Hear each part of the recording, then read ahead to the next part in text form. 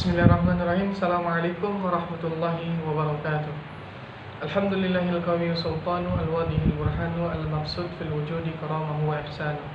Puji syukur marilah kita kembali ucapkan kepada Allah Subhanahu wa taala berkat limpahan rahmat dan nikmat dari Allah, sehingga pada video kali ini saya alhamdulillah memenuhi tugas dari mata kuliah ilmu lugha nafsi.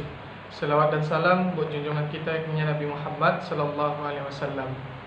Baiklah, saya dengan nama Bermaidili NIM 2014020035 pada video kali ini akan memenuhi tugas dari mata kuliah ilmu lugha nafsi atau psikolinguistik.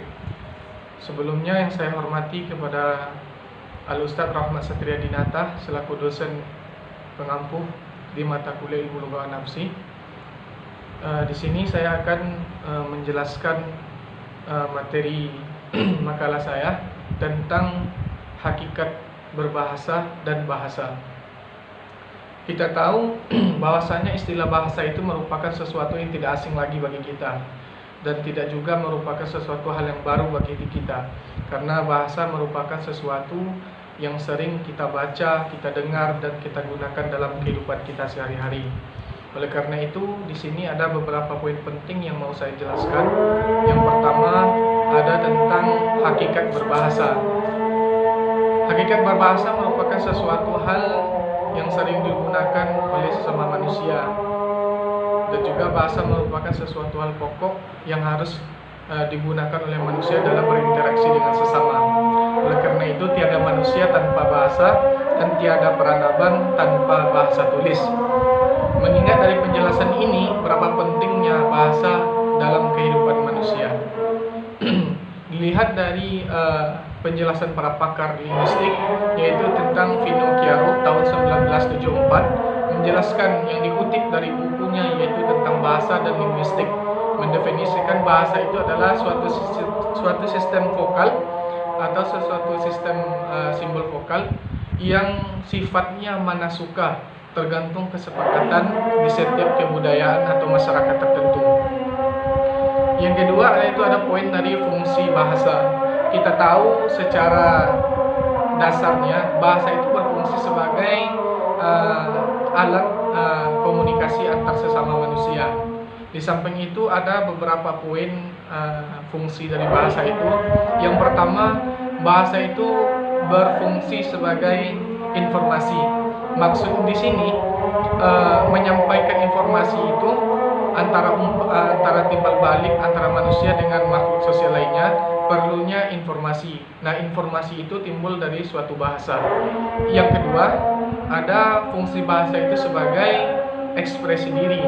Maksudnya itu untuk menyalurkan sikap, gagasan atau perasaan, seseorang perlunya mengungkapkan suatu bahasa. Oleh karena itu, peran bahasa sangat penting dalam ekspresi diri. Yang ketiga, ada fungsi bahasa itu sebagai adaptasi, di mana untuk menyesuaikan dan membaurkan diri dengan masyarakat, seseorang perlu menyesuaikan bahasa dengan yang disepakati oleh masyarakat tersebut. Seiring berjalannya waktu, dengan menyesuaikan diri tersebut, maka seseorang itu akan bisa beradaptasi dengan bahasa yang digunakan oleh masyarakat tersebut. Dan yang keempat, fungsi bahasa itu sebagai alat kontrol sosial. Nah, kenapa bahasa itu disebut dengan alat kontrol sosial? Karena memang setiap kebudayaan, setiap daerah, setiap di kalangan masyarakat tentunya ada bahasa yang disepakatinya. Mereka punya bahasa tersendiri yang mereka sepakati. Tetapi ketika kita berada di jenjang perkuliahan atau di acara yang formal, tentunya kita tidak bisa memasukkan bahasa daerah kita kepada bahasa yang ada di acara formal tersebut. Tentunya kita menyesuaikan dengan bahasa resmi, yaitu bahasa Indonesia. Nah, dengan menyesuaikan disinilah ketika kita berada di suatu daerah, kita menyesuaikan dengan bahasa yang disepakati. Tetapi kita berada di jenjang perkuliahan, kita menggunakan bahasa resmi Indonesia. Inilah bahasa yang disebut sebagai fungsi kontrol sosial. Seterusnya ada juga bahasa itu sebagai alat mempermudah seseorang dalam menyampaikan gagasannya. Poin ketiga ada ciri-ciri dari bahasa. Ciri-ciri dari bahasa itu ada juga yang pertama bahasa sebagai sistem, yang kedua bahasa bersifat arbitrer, yang ketiga bahasa bersifat produktif, yang keempat bahasa bersifat dinamis, dan yang kelima bahasa itu bersifat manusiawi. Poin yang terakhir yaitu proses dari berbahasa atau bahasa. Inilah hal yang sangat penting yang perlu kita pahami dari materi ini. Proses dari berbahasa itu ada dua. Yang pertama itu ada proses produktif, dan yang kedua ada proses reseptif. Proses produktif itu yang dimaksud adalah berlangsungnya pada diri pembaca. Dia menyampaikan suatu bahasa dengan kode-kode tertentu dan dengan makna-makna yang jelas.